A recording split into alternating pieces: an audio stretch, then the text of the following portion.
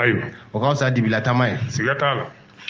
bɛnkɛ o faamuna an tɛ don gafe kɔnɔ sisan i labɛnna n labɛnna baasi tɛ n'i labɛnna bisimila bɛnkɛ ne ko keɲebakaw ye mun sɔrɔ dɛ Mamada nin ye tare hɛrɛ ayiwa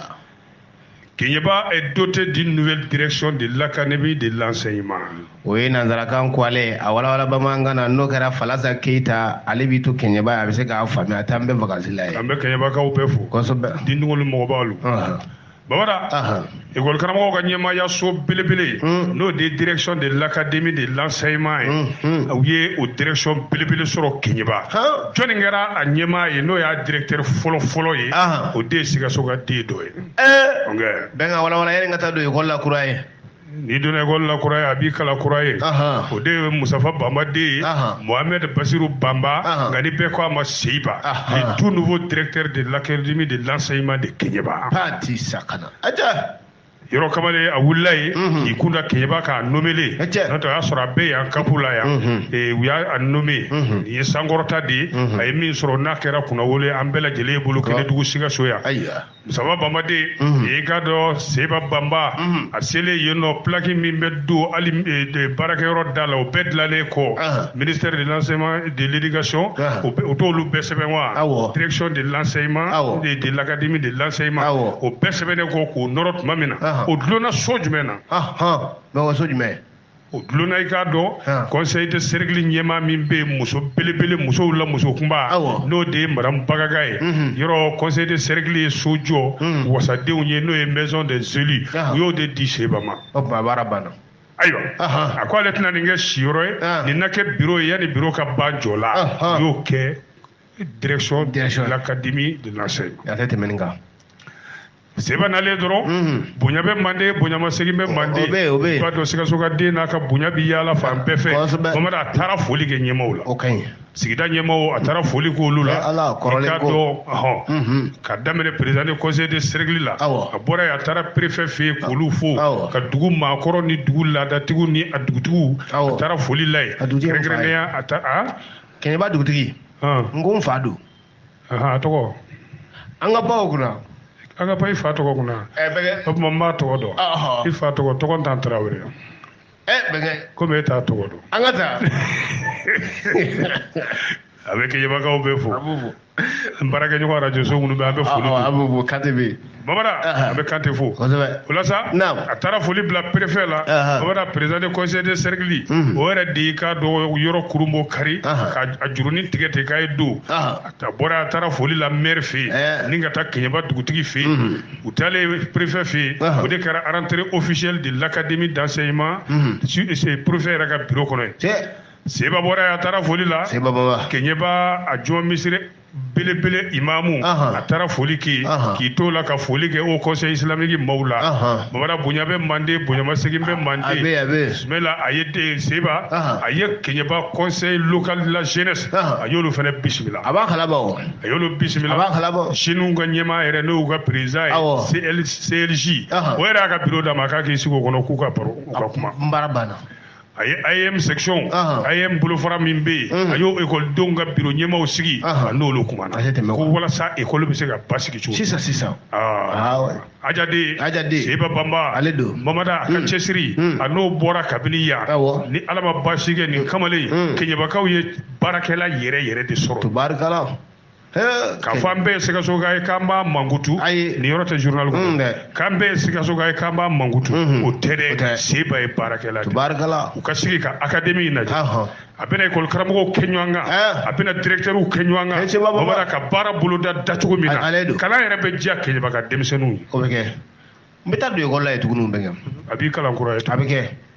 o la n'i ko Keɲeba ye mun sɔrɔ Keɲeba y'a tɔgɔ la direction de académie Keɲeba y'o sɔrɔ a directeur fɔlɔ Seba n'a tilala o bɛɛ de la sa i k'a dɔn a bɛ segin ka na Sikaso yan ka na bonyamasegin kɛ kapu la n b'o de ɲɛmaaya la k'o baarakɛlaw fara ɲɔgɔn kan Bamada k'u fo ka yafa ɲini k'u fɛ a ye san 10 de kɛ kapu baara la donc gouvernement nana lajɛ faamu bɛ maa min na kosɛbɛ nin ko in na bolo sinna Seba ma k'a bila Keɲeba a b'a ɲɛdɔn de. A b'a ɲɛdɔn. A kalan b'a la. N fɛnɛ b'a la. A mɔgɔ minɛ cogo b'a la. Kosɛbɛ kosɛbɛ. Tout le monde n'est pas fait pour diriger une équipe. O ye tiɲɛ. Bamara. O tuma a bi sɔrɔ ka an bɛn. A b'o da Sikasokaw. Sabu a tɛ se ka taa ka Sikaso da cogo si la. Abada. Fa dan bɛ dugu kɔrɔ yan. Ba dan bɛ dugu kɔrɔ yan. Denbaya bɛɛ yan. Balimaw ni sinjiw bɛɛ yan. A bɛ yan. Anw yɛrɛ bɛ yan. An bɛ yan. Radio baarakɛlaw bɛ yan. Walayi ne bɛ yan dɛ. Ne bɛ yan. N tɛ ɲinɛ an yɛrɛ kɔ. N tɛ ɲinɛ n yɛrɛ kɔ. An yɛrɛ bɛ yan. An bɛ yan. O tuma a tɛ taa ka Sikaso dan. A tonso n'a barajuru bɛ yan. A bɛ yan dɛ. N'a ye wari di sa. Baara de fɛnɛ ka gɛlɛn n'o bɛɛ ye. O ye tiɲɛ. A bɛ segin ka taa i bolo don kapu akademi baara la Keɲeba. An bɛ dugawu kɛ Ala ka yen diya. Mɛgɛ ne ko Keɲeba Orange Money bɛ yan. A bɛ yen. N'a bɛ yen. Ne y'o fɔ. Ayi non. A bɛ faamu. N den. Awɔ kɛ. N den. Ne kɛra n bɛnkɛ de o. Walayi ne den. N bɛ to ka ɲininkali kɛ de. Ne den y'i ye koyi. Bɛɛ ka ɲininkalikɛla tɛ fili dɛ. Bɛ min f'i ye. A bɛ yen. Hali ni worobinɛ tɛ Keɲeba ni Orange Money bɛ yen. A ka ɲi. A ka ɲi. Bɛɛ kɛ o ka ɲi. Hali ni kɔlɔn sen nin tɛ du kɔnɔ ye. Ni Orange Money bɛ woyo dɔrɔn.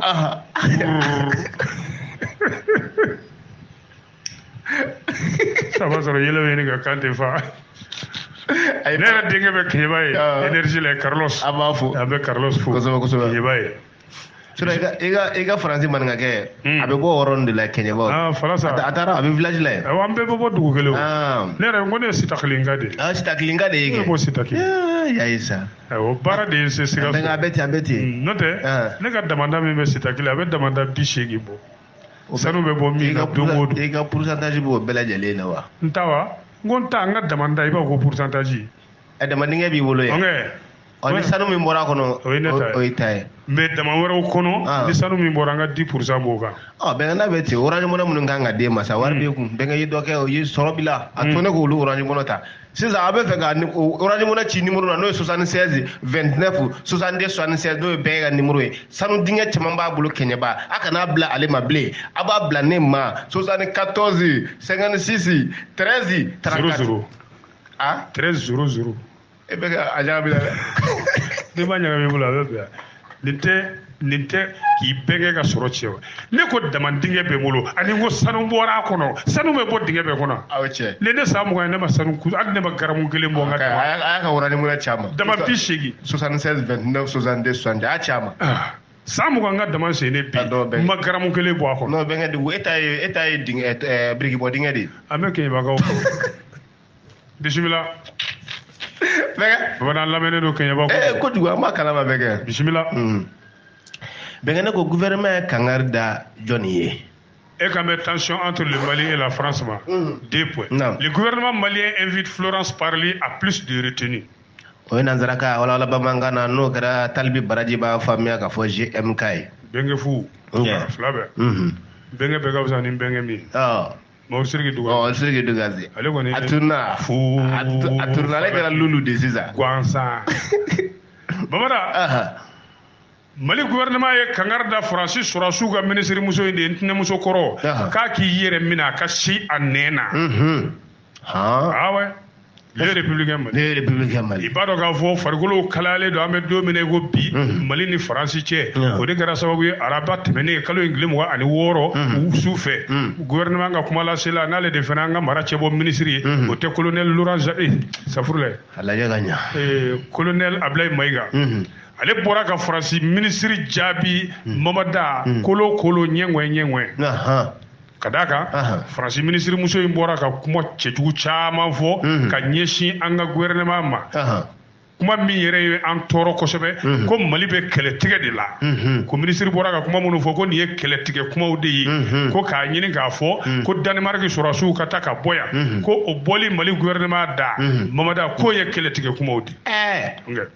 Allahu akbar. A ko ministre muso ma ko n bɛ min f'i ye an bɛ don min na ko bi mini bonya fɛn bɛ Mali bolo min b'a bonya a bɛ min bonya ka tɛmɛ fɛn bɛɛ kan o de y'an ka yɛrɛma hɔrɔnya ye souveraineté. O tuma an b'a ɲini fɛ ministre muso i yɛrɛ minɛ sa dɛ se kuma da la an bonya sabu an ka yɛrɛma hɔrɔnya b'an bolo i kana na i sen don jamana wɛrɛ ka kow la k'a ɲɛmaw to yen ko o yɛrɛ de ye ladamu yɛrɛ fɔlɔ ye i k'a dɔn jamana fila cɛ la le principe de non ingérence dans les affaires intérieures d'un État. Nye fe fara. Ya wuli balle da ban. Ko mo ba nyini. Ka ko o wala nani najede ako bla kuna kana nyino ko de. Ko o ba nyina fe fene. Faransi ma bele do doningala ba do nazara kalan doningala ba do. Iba to ko do Alfred de Vigny. O ye min fo mangum bonyaka.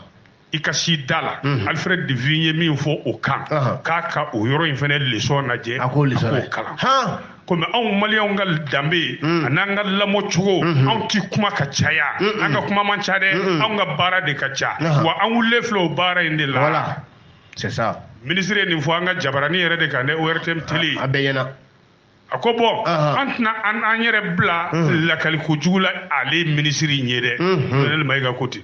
comme na fa be kuma do la bino foy ale be nyiningali nani ngala kuma ko an de kele tige wati mi an go ko Danemark surasu ka ta kaun de kele tige ako madame le ministre mena nyiningali nani ngila ika kelengelen jabi ngamede ake ako kele wati mi na ni jamana doye a decision ta kata kabe na jamana wɛrɛ dɛmɛ a kungo la kana ni sɔrɔsi wɛrɛw ye a fɛ jamana to o ko bɛɛ kalama ko tuma an b'an yɛrɛ ɲininka jɔn ye kɛlɛ tigɛ dɛ naamu kelen a ko waati min na jamana dɔ ka pankulu o bɛna jamana wɛrɛ ka sanfɛla sɔsɔ o tɛ fɛn wa l'espace aérien jamana wɛrɛ ka pankulu wuli o kana jamana wɛrɛ ka sanfɛla tɛmɛ k'a ka lakodɔn cogo bɛɛ tigɛ n'o ye transpondeur ye k'o tigɛ walasa a kana ye ka arajo tigɛ walasa ni an ka maaw y'a wele a kana tɛmɛ ko ni jamana min y'o kɛ ko tuma jɔn ye kɛlɛ tigɛ fila a ko jamana min ne bɛna ka jamanadenw ka malidenw kɔ don ɲɔgɔn na k'a fɔ dɔw ye a ye kɛ transition fɛ dɔw ye aw kana kɛ transition fɛ a ye bala ka musakaw yɛrɛ don da fɛ o yɛrɛ tɛ journal kɔnɔ dɛ nka an y'o ye journal wɛrɛ ko 23 milliards 23 millions euros ɲanguma a kan b'o de ma mais a tɛ se k'o fɔ ministre tɛ se k'o fɔ n'o dalu gɛlɛn t'a bolo mais anw b'a fɔ Bamada i b'a dɔn ko ni jamana min nana k'a bɛ maliyɛnw kɔ don ɲɔgɔn na transition dɔw ka k'a fɛ transition dɔw k'u ba la ka ɲugu ni ɲaga wuli k'o tuma jɔn ye kɛlɛtigɛla ye wala ye ɲininkali gɛlɛn saba n tɛ naaninan f'i ye naaninan fɔ ou bien k'an da de o kan o fɔ k'e bɛ kɛ ayiwa ko maa min y'a ɲini ka Mali jamana kɛ dɛnkɛrɛfɛ jamana ye ka don farafinna jɛkulu cɛla ka olu wuli Mali kama ka Mali ka gɛlɛya ɲini k'a se Mali ma lafiya yɛrɛ kana se an ma fiyewu n'o ye embargo n'a ɲɔgɔnnaw ye sanction cɛjugu minnu tɛ sariya ye u tɛ halala ye k'o ta Mali jamana kama jamana min donna farafinna tɔnbaw cɛla k'o sugu ta k'o ɲɛsin jamana wɛrɛ ma n'o ye Mali ye ko yala jɔn ye kɛlɛ tigɛ kuma banna ko n'a ma nin question naani jaabi a ka se a yɛrɛ la a banna quelle série tiɲɛ hakili lajiginna janvier kalo tile 25 tɛmɛnen kɔrɔ dɛ Faransi sɔrɔsiw ka minisiri ntɛnɛmuso kɔrɔ tɛ wa Florence Parly yɔrɔ a taara jɔ Faransi wasabulo yɛrɛ la n'o ye assemblée nationale ye ka ɲangili ta k'a bin an ka ɲɛmaaw kan ko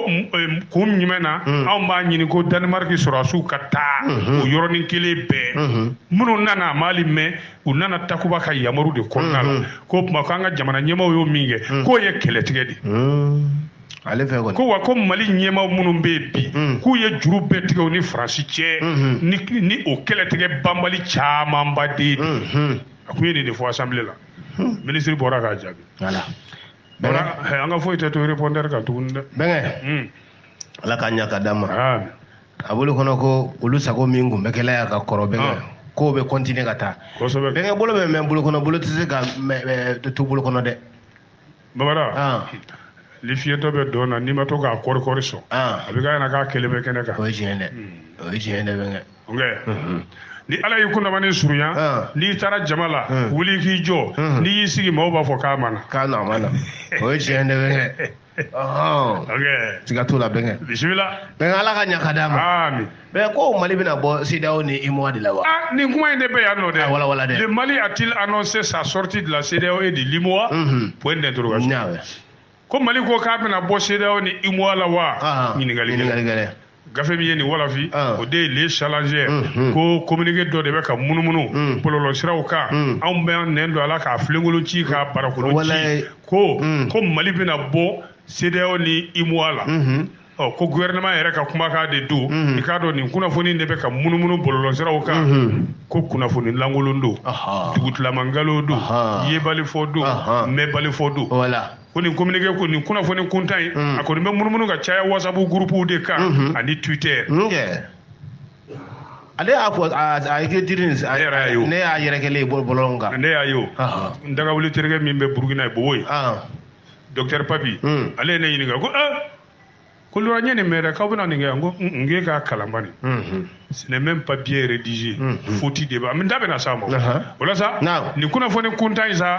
Mamadu an y'a ɲɛɲini k'a ɲɛɲini k'a ye dugutilamangalo an taara fo mara cɛbɔ minisiri yɛrɛ ka minisiri baarakɛyɔrɔ la yen n'ale gouvernement ka kuma lasela ye u ko kunnafoni ko dugutilamangalo don a banna pewu ko u yɛrɛ bɛ ka communiqué dɔ labɛn u bɛna fɔ ka min fɔ jabaranin yɛrɛ o ko teliya u fɛ fɔra ka bɔ a banna donc Mamara kunna an ma fɛn kɛ o de y'a kɛ mais a ka kan an tun ka segin nin yɔrɔ in kan bi o la sa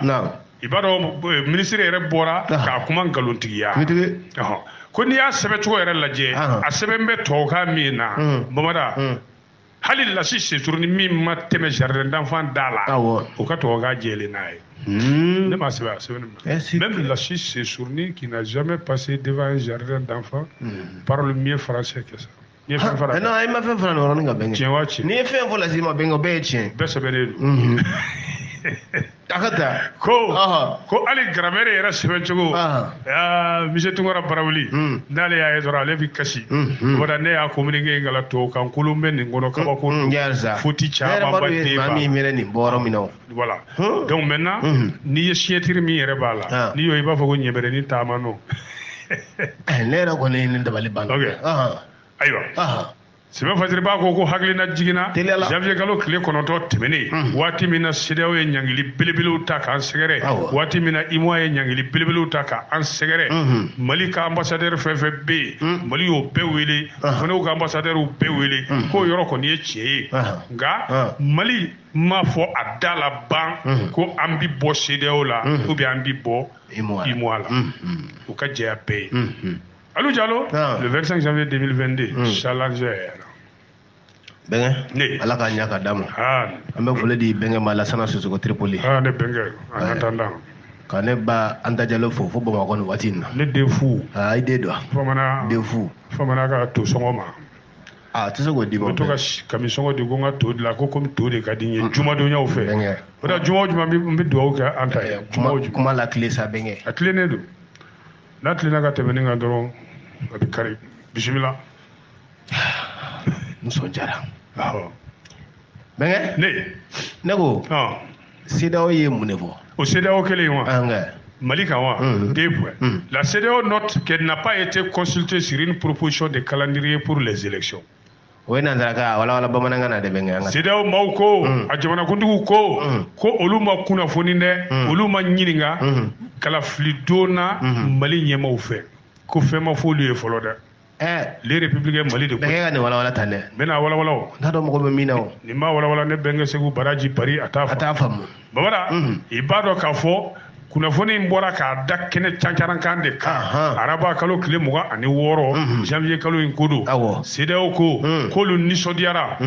u nisɔndiyara min na k'i k'a dɔn diɲɛlamini tɔnba n'o ye ONU ye o bolofara dɔ bɛ yen ko conseil de paix et de sécurité CPS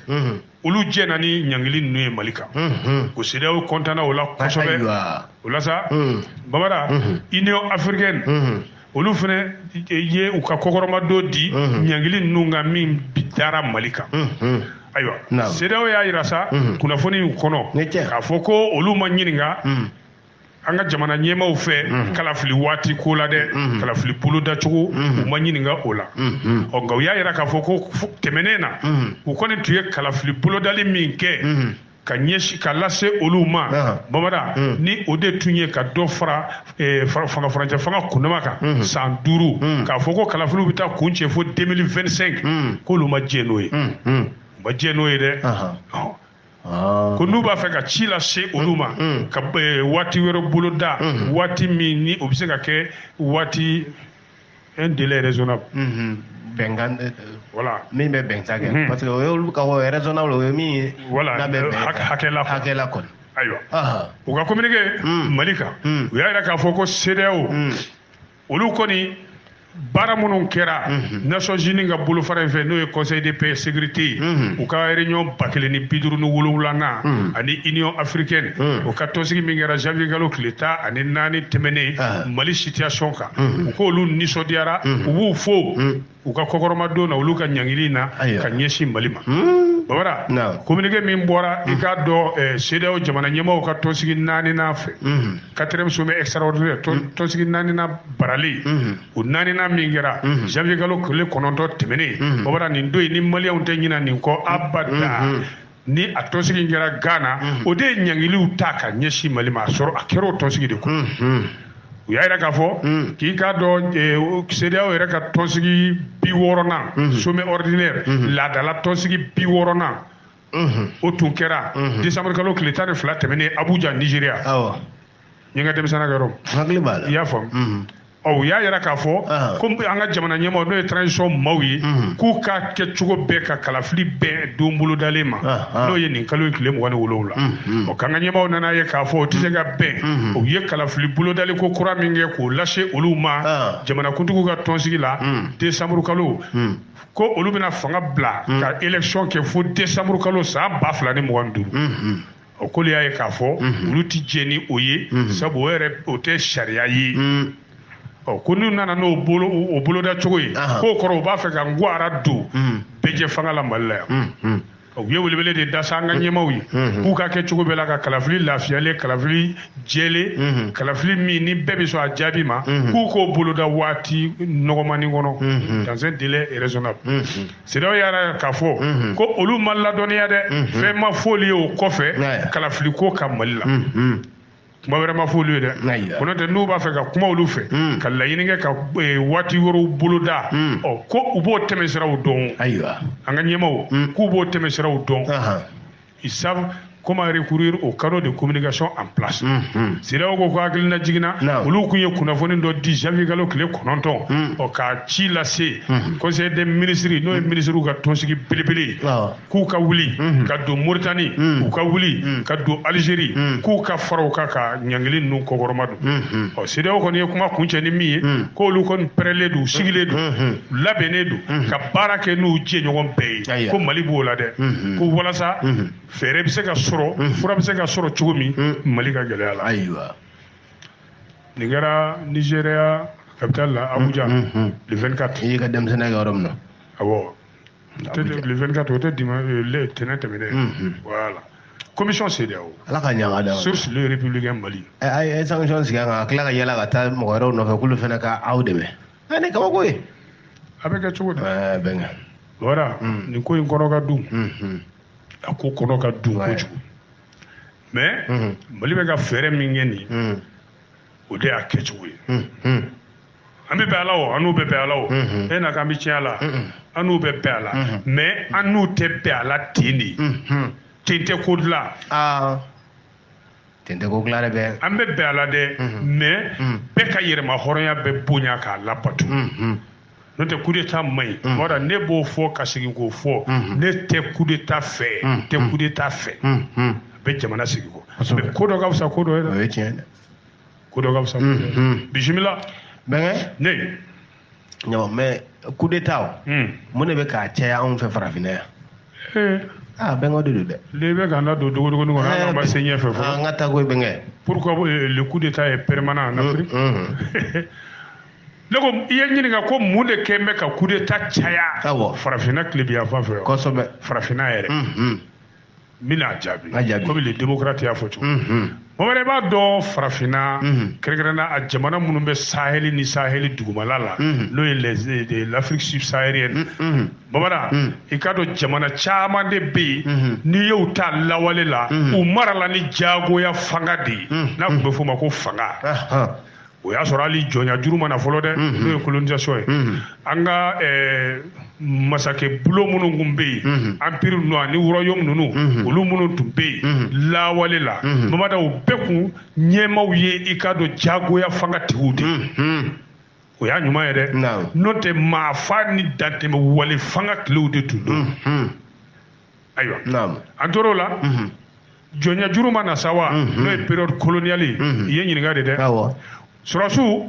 olu tɔgɔ nana poyi o yɔrɔ de la sabu nanzaraw nana mara ni force militaire de n'an k'o ma ko sɔrɔdasi fanga walasa ka farafinna k'u bolo kɔnɔ fɛn ye ka an kɛ jɔn ye an tor'o la farafinw nana muruti dɔɔni dɔɔni fo 1960 san 1960 waati min na an tun bɛ université la États-Unis 1900 ne yɛrɛ ma stop fɔ fɔlɔ yɛrɛ ne ye n da labɛn de n bɛ k'a lajɛ stop ni alti min ka teli quoi ça va trop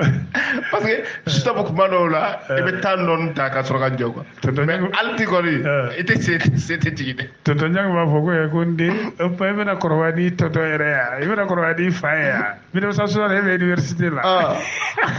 o kɔrɔ ko bɛ san 90 dɔɔni la bi ayiwa an ka taa voilà farafinw ɲɛ ma commencé ka yɛlɛ san 1960 la 1960 yɔrɔw la f'u nana fanga ɲini tɔnw sigili daminɛ parti politigiw ayiwa parti uniquew n'o ye fanga ɲini tɔn kelen jamana kɔnɔ bɛɛ bi don o la a sariyalama wa walima sɔrɔdasiw ta mamada kana jagoya fanga de banban sa o la sa an bɛna yɛrɛ sɔrɔ situation jumɛn kɔnɔ mamada sɔrɔdasiw sen bɛ fanga tali la cogo bɛɛ de la i y'a ta sɔrɔdasi sanfɛ o i y'a ta fanga ɲini tɔnw fɛ o n bɛ min f'i ye mamada ni o bɛ gafe kɔnɔ yan sɔrɔdasiw sen bɛ fanga tali bɛɛ la est-ce que cogo di hali jɔnya juruw tigɛlen kɔfɛ cogo di même après la période post-coloniale bon a farafasiya dɔwɛrɛ ye min ye i b'a dɔn farafinna saheli jamana ninnu yɛrɛ fanfɛlaw la ani tilebiya fanfɛfanw na mamada dingɛ de bonyara maa fila ni ɲɔgɔn cɛ jɔn ni jɔn fanga ani jamanadenw olu cɛ de dingɛ bonyara kosɛbɛ fanga n'an k'o ma ko sanfɛmɔgɔw ani jamanadenw n'an k'o ma ko dugumamɔgɔw mamada olu cɛ de bonyara ko u cɛ dunyara kojugu fo k'a kɛ a b'i ko an ti jamana kelen de ye dɔw b'u diya tuma min mana piyan mamada a y'a sɔrɔ dɔw bɛ dɔw bɛ ka kili ni wagasili kɛ u dayirimɛ dɔrɔn nɔfɛ o dingɛ bonyali o de bɛ se ka kɛ sababu ye mamada ka ɲuguɲugu ni ɲagaɲaga wuli n'o dun kɛra i b'a ye hali kalafili tumaw la parti ninnu kɔnɔ ye o fana kɛra tɔn fila de ye dɛ tɔn fila majorité o ye bɛɛ jɛ fanga ye o bi fanga yɛrɛ kuturu ta k'a di fanga sɔrɔbaa ma sa sɔrɔ ni sigicogo bɛɛ lajɛlen la jamanadenw de bɛna kɛ denkɛrɛfɛ maaw ye o la k'olu kɔni ta dɔrɔn k'u kɛ sogo ɲɔgɔnlandi ye bamada ka fanga k'u kɛ fanga ɲininan ye ni fanga sɔrɔla kɔ bi don u la sɔrɔ sira fɛ kɔ bɛ don u la maracogo sira fɛ kɔ bɛ don u la a bi boli olu yɛrɛ de kan a ti boli faama ninnu ko hali sariya dɔw bi ten a bɛ taa fantan kama faama minnu ko kelen kɛ a ma foyi kɛ o dingɛw de nana bonya sa babada ani minnu tilala kalan na u ma baara sɔrɔ olu bɛ fara ɲuguɲugu ni ɲaga ani minnu u ye kalan kɛ u ye baara yɛrɛ sɔrɔ dɛ nka u degunnen don u ka baara kɔnɔ o fana dingɛw nana dunya bon minnu tilala kalan na n'u ma baara sɔrɔ ani minnu ma kalan yɛrɛ mais gɛlɛya b'u ka sigida la ko ye caman fana gun ka taa n'olu ye tungalata dogolen la kɔgɔji sira ani cɛncɛn sira k'an ka baarakɛbolow bɛɛ labɔ gɛlɛya y'a sababu ye a kana bari la dɛ ni nin bɛɛ lajɛlen i ye ɲininka de koyi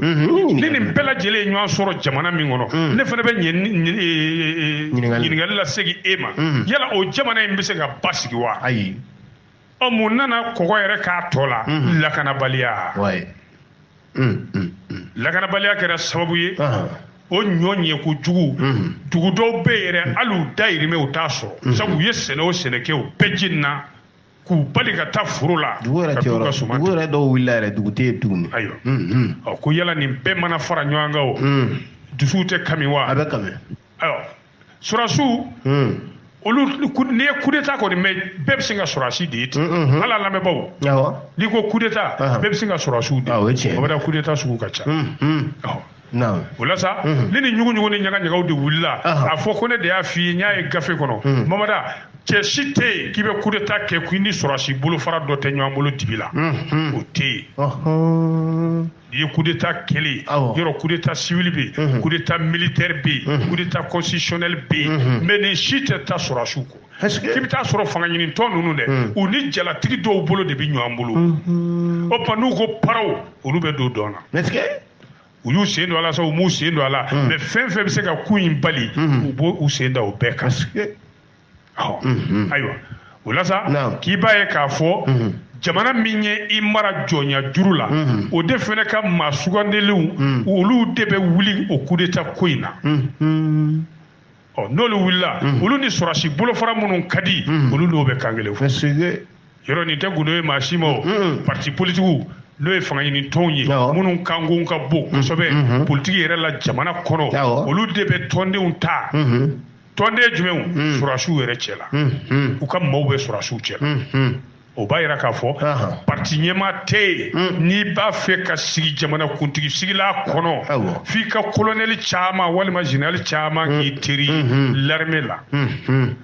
o tuma n'a kɛra ɲuguɲugu ni ɲagaɲaga ye tuma min olu b'a tɔ dafiri so bɛɛ b'u bagabaga kɛ ka juru ja fanga min bɛ ka juru ja a kan na a ka wala sɛmɛ a yɛrɛ ye walima o b'a siyɛdenni minɛ nin ye coup d'état kɛcogow de ye ayiwa bɛɛ bɛ taa sɔrɔsiw de ka da gosi ka jigiya ɲini guwara dabaw b'o la fanga kɔkɔrɔmadonbaw b'o la n'o ye opposition et majorité bɛɛ bɛ sɔrɔsiw ka da gosi nafolobatigiw bɛ sɔrɔsiw ka da gosi k'o k'u jigi sɛmɛyɔrɔ ka d'a kan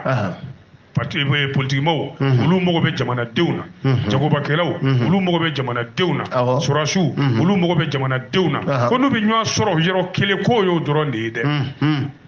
awɔ n'i y'a ye civiliw tɛ se ka girin ka coup d'état kɛ ka taa président minɛ o yɔrɔ tɛ gafe kɔnɔ dɛ fo kaw ji minnu ko k'an ka taa IBK nɔfɛ fo sɛbɛnni kɔrɔ yakili t'a la civiliw tɛ se k'o kɛ o tɛ civiliw tɛ se k'o kɛ ko nka n'i ye civiliw fariyalen ka bɔ mamada k'i b'a u b'a dɔn sɔrɔsiw bɛna ngwara da n'a tigɛra k'a tɛ tugu coup d'état olu bɛ intervenir coup d'état ko n'o tɛ mamada ko coup d'état tɛ sɔrɔsiw ka décision ye dɛ a bɛɛ tɛ sɔrɔsiw ka décision ye dɛ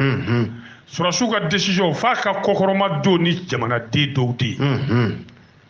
sɔrɔsi coup d'état n'o ye coup d'état militaire ye mamada o tɛ se ka kɛ abada fo dugudenw hakili ka baara ka bɛn o ma c'est-à-dire u bɛɛ lajɛlen ka file fiyɛ bururu kelen na sɔrɔsiw ka sɔrɔ ka wuli u wuli tuma la u tugura jama kɔsaw u y'a kɛ jama yɛrɛ tugura kɔsaw a ti kɛ ni nin bolo fila ma don ɲɔgɔn bolo civil bolo ni sɔrɔsi bolo wa k'a fɔ ko sɔrɔsiw bɛ bari ka wuli dɔrɔn la sɔgɔma ka fanga ta babada ko maaw b'o de ye o ye kɛnɛkanda de ye i ye ɲininka dɛ komi o y'a sɔrɔ min kɛra ji jukɔrɔ yanni u ka tarabasoli kɛ ka fanga yɛlɛma k'o de ka ca k'a fɔ ko sɔrɔsiw u bɛ wuli ka fanga ta u yɛrɛ ka ŋaniya la ten ayi bon ko f'i k'o yɔrɔ in de faamu f'i k'o yɔrɔ in de faamu ayiwa bɛɛ b'a fɛ colonel dɔ walima général dɔ ka y'i ka jama la ko n'o de dabilara fanga ɲinitɔnw politikimaw n'u ye sɔrɔsiw ka da kongo dabila tuma min babada ko coup d'état bɛ dɔgɔya an ka jamana kɔnɔ dɛ awɔ ko sabu sira wɛrɛw bɛ yen i bɛ se k'i ka nisɔngoya ka fanga yɛrɛ dafiri sira minnu fɛ o ye wasabulon n'a ɲɔgɔnnaw ye ko n'o kɛra maa mago tɛ hali marifa ci la coup d'état la nka jamana caman de bɛ yen babada gɛlɛya minnu b'u kan n'o gɛlɛyaw fara la ɲɔgɔn kan yɛrɛdɔn gɛlɛya n'o ye crise politikiko gɛlɛya kɛnɛyako gɛlɛya kalanko gɛlɛya mara kɛcogo gɛlɛya lakanabaliya n'olu farala ɲɔgɔn kan dantɛmɛwalekɛlaw kɛlɛli olu kɛlɛbaliya n'o bɛɛ de nana fara ɲɔgɔn kan jamanadenw dusukun na olu minnu ɲɛ kɔmi dɔrɔn sɔrɔsiw bɛ paraw kɛ donc fanga bɛ min na o ye sɔrɔsiw de a tɛ se ka taa o kɔ mais o fana tɛ se k'a kɛ n'u dugudenw ma bɛn a la i y'a faamu bon nin de bɛ ka coup d'état caya Banga ala k'a ɲa ka d'a ma nin kun ka ca so na ra kunya America ke ngo nyantuma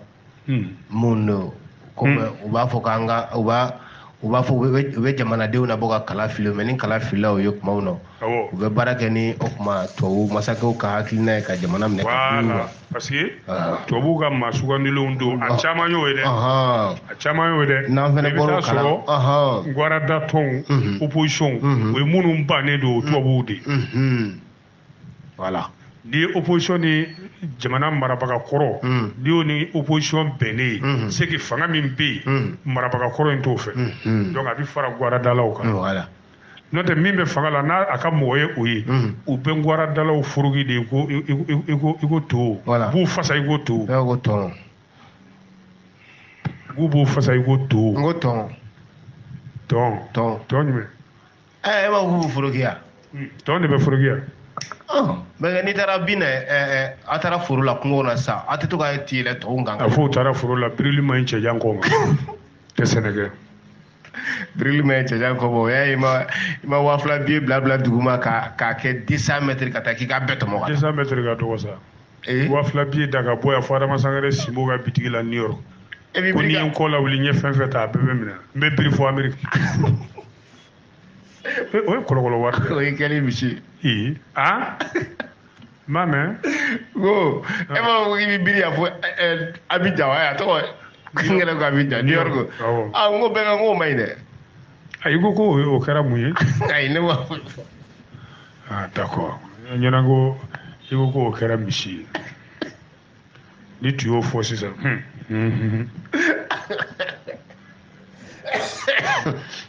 Allah bora de alaka jamana in suma abe suma be nga alaka kaja je wonna surasu be farapu yere la be farapu la jamana nga suma akele suri ga cha bora ni jamana in suma na kelente yo kele chama de bi an bi se soro a bɛɛ de la ala ko kɛ n'an ye se sɔrɔ lakana la tɔw de bi nɔgɔya n'o tɛ kɛnɛya ko gɛlɛya bɛ yen kalanko gɛlɛya bɛ yen dugu gɛlɛya bɛ yen la cherté de la vie hali bi dɛ Asimi tulo bɛ n na ministre du commerce tulo bɛ n na dɛ hali bi commerçant dɔw bɛ ka fɛnw sɔngɔ yɛlɛ dɛ bon n'aw ye prix sigi ten k'a fɔ mɔgɔ si kana tɛmɛ nin kan aw tɛ équipe bila ka contrôle kɛ ou bien équipe damadɔni bɛ wuli dɔrɔn c'est à dire Mali faama ninnu dɔrɔn tɛ quoi fɔli dama t'a ɲɛ dɛ c'est à dire transition fanga in dɔrɔn tɛ quoi Mali faama bɛɛ bolo Mali dan ye Bamako de u ka erreur de ye nin ni Bamako ɲɛna kaban fɛn bɛɛ ɲɛna u ka fanga kelen yira na min tiɲɛni daminɛna Bamako fanga bɛɛ tiɲɛni bɛ daminɛ région dɔ de Bamako bɛ sɔrɔ ka don a la an duga kɔni député Kalafili min kɛra masiba ye an Sikaso ta tama dugana yan mɛ yani an ka so ma Musa Tarawele ta don o su fɔlɔ tɛ Sikaso ka Dirisa Sidibe ala ka hinɛ o bɛɛ la i bɛ k'a ta voilà o su fɔlɔ ma bɔ yan o kɛra député Kalafili kɔ ala ka hinɛ o bɛɛ lajɛlen mais faama ninnu ɲɛna ko Bamako de y'a bɛɛ ye Mamadu hali u bɛ radio baarakɛlaw ka tɔn sugu organiser Bamako région tɛ yaala i ye nin fɔ yan o donna olu radio minnu bɛ t'o la olu bɛ sɔrɔ k'o note ninnu ci anw ma yan ka buruburunin d'anw ma i y'a ye k'an kɛ namugulasogo ye ne to baara minɛ mɔgɔ bolo siga t'a la bon n'a gɛlɛyara tuma min sa Kalafiliw mana se u bɛ sɔrɔ ka région lajɛ parce que région de bɛ voter Bamako ka bɛ voter yan le Bamako n'a pas le temps de voter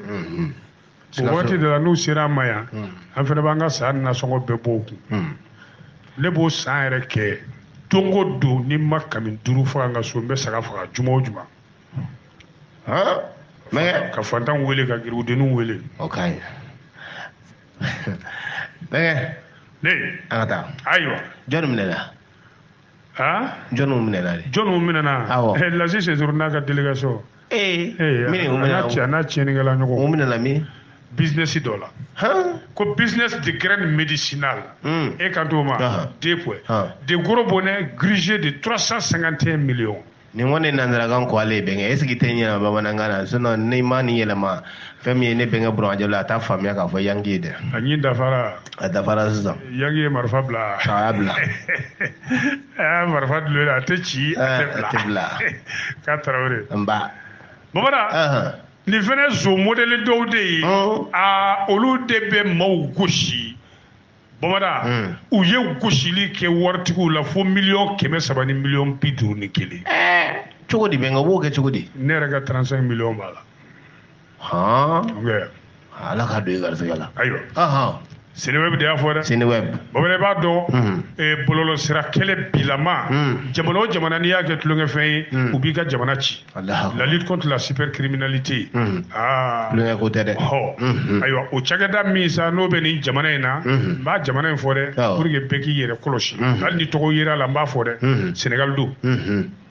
ayiwa Sénégal division spéciale de lutte contre la cybercriminalité bamana olu y'u bolo da i ka dɔ zone escroc dɔw b'u tintin kan a ma nɔgɔya dɛ bon u tɛ fantan gosi dɛ waritigi baw i komi aw n'aw ɲɔgɔnnaw ayi bɛnkɛ fɛn tɛ ne kun fɔlɔ aw n'a ɲɔgɔnnaw wa komi camanba bɛ yen kun sisan a fɔra ye a ma di fɔlɔ dɛ a ma di fɔlɔ a y'i kɔlɔsi ayiwa bamana u labɛnnen don k'u organiser cogoya dɔ la a ka b'u hakili ma u b'a fɔ k'u bɛ bana 2 de furakɛ diɲɛ kɔnɔ ta kana t'a la u bɛ fura d'i ma dɔrɔn t'i yɛrɛ lajɛ o kɔfɛ n'i ye bana ye u b'i ka wari la segin ma yɔrɔ n'i y'o fɔ banabagatɔ ye bamada o b'a tiɲɛni bɛɛ feere surtout t'a kɛ fantan na o maa 41 de minɛ maa 41 u y'o de gosi faamabaw b'a la waritigibaw b'a la fo sefa wari 350 000 tiɲɛna ye dɔɔnin sɔrɔ e ka 40 b'a la n tɛ joli fɔ e ta nin bɛ a bɛ ka yɛlɛ i kun ko 35 non n t'a fili la ne ka 51 de b'a la y'a ye sa 100 yan'an bɛ tila nin na i bɛna a bɛɛ ta o 300 ani 51 51 ye ne ta bamana i b'a dɔn cɛw bɛ jɛkulu in na muso 4 b'a la muso kelen bɛ yen ale ye restaurant baarakɛla kɔrɔ ye a bɛ restaurant ɲɛdɔn kojugu a bɛ hôtel kɔnɔna janjow dɔn kojugu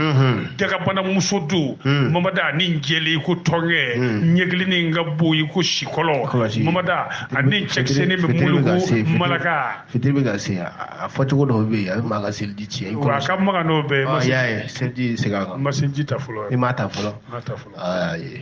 n'an tila nin na an bɛ fitiri seli ka sɔrɔ ka taa bamana o muso in de bɛ i ka dɔn gurubinɛba ninnu waritigibaw ale de b'olu sugandi hôtel kɔnɔnaw ni restaurant baw kɔnɔna la k'a f'u ye ko maa dɔw nalen bɛ ni fura ye ninnu ka fura ka ɲi ayi sida kɔni a b'o ban pewu cancer wa kelebe a b'o ban pewu n'a ma ba i ka wari minɛ donc ale de bɛ to ka o segin ka taa i b'a dɔn olu sugu ye faamabanaw de ye o la sa ale fana caissière don a tun bɛ baara kɛ restaurant belebele na wari marala de tun don ale de bɛ gɛrɛ o la sa olu b'a fɔ bɛ c'est qui ça waritigiba in bɛ ɲininkali kɛ u ka numéro b'i bolo wa a bɛ numéro di a b'olu ka numéro ta a b'u nɛgɛ ka waritigi ninnu ka numéro minɛ k'u ka adresse minɛ k'ale baro kɛ n'u ye k'u ka taabolo dɔw dɔn quoi i sɔrɔ k'o f'a jɛɲɔgɔn ninnu ye n'a y'o kunnafoniw bɛɛ kɛ ɲɔgɔn kan tuma min a bɛ sɔrɔ k'u ka jɛkulu maa dɔw wele karisa a tɔgɔ ye nin ye a ka baarada ye nin ye a bɛ nin dugu la a bɛ nin kɛ a bɛ taa a fini a jɛlen i y'a faamu a ko nin bana de b'a la u bɛ sin k'o tigi wele ten an balimakɛ a b'i komi nin bana b'e la i sigilen bɛ nin yɔrɔ in na i bɛɛ ta n ka cɛ y'o dɔn cogo di ne ye dɔnnikɛla de ye nka ala ye yiri de don garijɛgɛ la yiriw bɛ n bolo i ka bana banna pewu ala kosɔn sa a b'a fɔ ko o yiri dɔ ye aubergine o yiri dɔ ye arigan ye o dɔ ye vuwanga ye o dɔ ye moranga ye o n'a ɲɔgɔnnaw ko hali aloe vera ji b'u bolo o ji nɔnɔ o nɔnɔ b'u bolo sève d'aloe vera k'o bɔra Mali la yan sɛbɛnni bɛ o di sève d'aloe vera venant du Mali ayiwa o b'a yɛrɛ o tigi la waritigi ba in na sa nin fɛn ninnu sɔngɔ ka gɛlɛn koyi mais olu ka bolofara bɛ Faransi Angleterre u bɛ sida furakɛ u bɛ kelebe furakɛ donc o bɛ nafoloba bɔ k'a di bamanan u bɛ sin ka taa zɛgɛnɛkolo ta k'o d'o ma ten ou bien zabankolo o bɛ banaba o bɛ cancer ba o bɛ sida ba o t'o ban ayiwa o wari dunna seleku meleku ayiwa i dun mɛnna la cogo cogo ni ala y'i labila i komi ala y'i lasi sesuru nabila ne ka burusi suyɛnni na cogo min n'o tɛ a y'a bɔ ne t'a kalama mais ala y'a minɛ k'a di yan n fana y'a di polisiw ma u y'u bolo d'a b'o tintin ka taa n'a ye donc sɛgɛsɛgɛlikɛlaw kɛra ko u n'u y'o kasa de ta u ye maa 6 fɔlɔ minɛ muso 4 b'a la olu bɛɛ jagobakɛlaw ye gado muso 1 b'a la comptable 1 b'a la ayiwa gafe min y'a sɛbɛn n'i y'a ye n'i ye a kalan k'a filɛ u y'u bɛɛ bila ka taa kasobonba la a banna pewu ko sabu maajuguw ka jɛkulu don u nɔ minɛna ko wɛrɛw la dɛ fɛnɛ de nana poyi nin kɔ donc n'i ko jɔnniw minɛna o escroc ninnu de minɛna a ɲɛna dɛ ala k'u bɔ an senkɔrɔ mais ne i ko ni sitanɛ donna ko ala ka bɛɛ lajɛlen kisi wala sitanɛ n ka donna jɔn ni jɔn o wɛrɛ sitanɛ man a man ɲi un enterrement interrompu pour raison de blessure sur le corps du défunt ni n ko ne ye nanzarakan ye bɛnkɛ ne ma foyi faamu na kasɔrɔ n'i y'a walawala bamanankan na bɛɛ bɛ ka lilion b'a faamuya dɛ bɛnkɛ don babara sukonya dɔ de nana bɔ a ma sabu su nalen ka bɔ su marayɔrɔ la a kunkolo pɛrɛnnen don o dun tun ma fɔ somaw ye nin kɛra dugu min na a tɔgɔ bɛ yan farafinna dugu dɔ don babara ko nin kɛra dabalibanko ye dɛ sukoyakɛyɔrɔ muso dɔ de fatura a ma mɛn dɛ le 20 janvier alamisa tɛmɛnen ayiwa i b'a dɔn k'a fɔ banbaatɔ yɛrɛ somɔgɔw du min don dudennin tɛ olu ka sukoya ti kɛ ten u b'a bila fɔlɔ fo bɛɛ ka labɛn muso fatura le 9 janvier mais 20 janvier de sutarali tun kan ka kɛ ni alamusa sa kalo tile 20 janvier kalo in don dɛ u nana ni fure ye ka bɔ morgue la yɔrɔ denbayaw b'u ɲɛ d'a kan filɛliko laban na o la sa babada o y'a sɔrɔ a fɔra olu ye de muso somɔgɔw ye ko muso sɔnjuru de cunna a kɔnɔ crise cardiaque a cɛ y'o de fɔ ayiwa kabini o kɛra bɛɛ dar'o la sa ko fure nalen muso somɔgɔw ma kɛsu dayɛlɛ wa ayi mun bɛ yen kunkolo pɛrɛnnen don Allahu akbar ayiwa o la sa muso fa ni u ka dutigiw olu ko ni su in tɛ don bilen o de y'a sɔrɔ sudon jama dafalen jama ko dan ko su in tɛ don k'a ye segin ka taa n'a ye morgue la est-ce que kangalanga kabako an b'a fɛ k'a dɔn a sakun yɛrɛ yɛrɛ ye jumɛn kabini o de kɛra sa nɛnw commencera ka labila denmisɛnnin dɔ bɛ yen san 12 o kun b'u fɛ so kɔnɔ yen banbagatɔ in n'a cɛ fɛ lamɔ la yen o ko k'a fa kɔni k'a y'an ba bugɔ fo an ba bɔra ka bin ka sunɔgɔ denmisɛnnin tɛ saya dɔn k'a sunɔgɔra ale y'a lakunu hali fitiri ni fɛnw selen a ma sɔn ka kunu hey pop cɛ dun m'o yɔrɔ fɔ cɛ ko ko crise cardiaque abla bon docteur fɛnɛ u taara docteur ka sɛbɛn sɛgɛsɛgɛ u taalen n'a ye docteur fɔlɔ min y'a bisimila ko a kirinen don jawba o y'a sɛbɛn est-ce que a kirinen tɛ dɛ kabini kelen a sɛbɛnnen filɛ n bɛna sɛbɛn b'a signé aw bɛ se ni nin banbaatɔ nin muso in ye ma kuma ma a salen don a bɛ don dɔgɔtɔrɔso da fɛ o y'a sɔrɔ a salen don ayiwa an tor'o la seereya wɛrɛ jumɛn nana kɛ tugun muso yɛrɛ balimamuso a dɔgɔmuso cɛ o cɛ dɛ o de nana kuma o ye mécanicien ye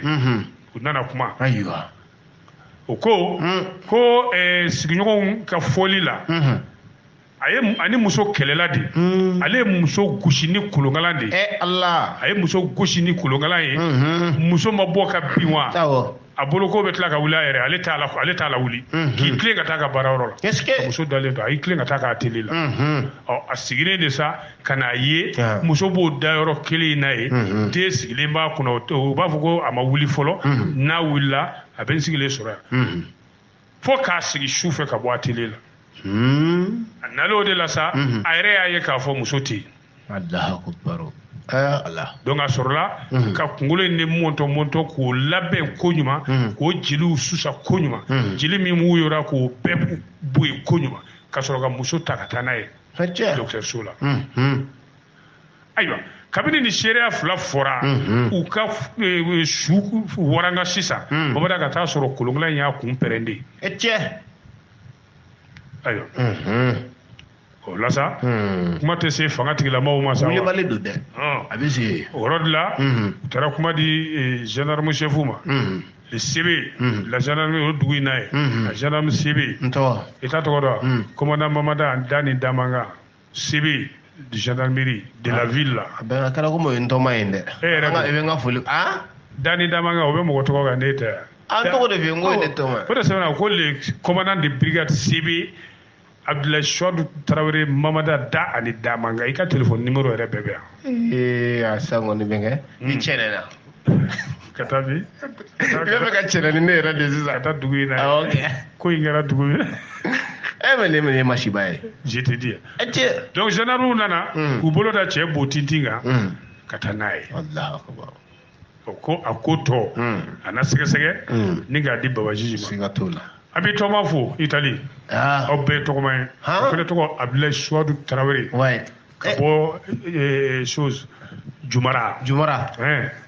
Non ben toma fo. Abdoulaye Traoré. Ouais. Jumara amba fo. Bobo Jumara krefe dugu do la ye Jumara ye Jumara fo anye kubu do kubu kusata kusata Jumara kusata olu ye Jumara kawe amba fo Italie amba fo ate bela jele fo ben on foli beta ka be bargada ko sobe tukuni ni ala ma bashi ke inshallah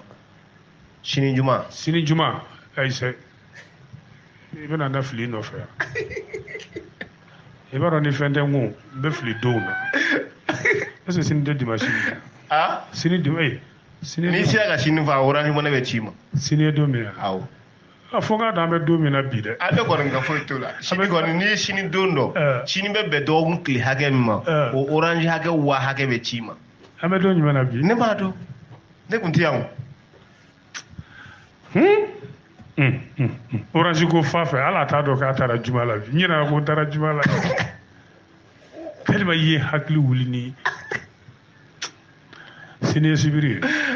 nga orange kan soro ngula asiri do on kli worona ni o e kli she kli wolum lana abete pa ya damna mina o tega jate ya parce que ga dimanche Israël nga ebe Israël nga lafia do no ay Israël lundi alwe lafia lundi ebe islamo ga lafia do no bi juma ebe nazaro ga lafia do no dimanche ibe loranga lafia do no o dote tangene ma orange so di orange ma chiwe ni western ma chine ma tomi bora neti lafia do faka chima o le do ibe lafia do chira me lafia do ma lafia bi ayi na lafia china ala kan be lafia min te saya lafia amin arabi abe bela jele fo abe walimando ni ala ma basike inshallah tenendo na la son daga nyeta ani wolowla ko so ba anti nya soro ni kenega na ala khaje munu ma se ka an soro ka journal la me direct la u ka do courant tiga de tunye wina pu yere galo ka wina pu jotip o ma bu se ka soro groupe sira o fe ni ala sona ambe be fo ka be walimando agetu bola sallallahu alaihi wasallam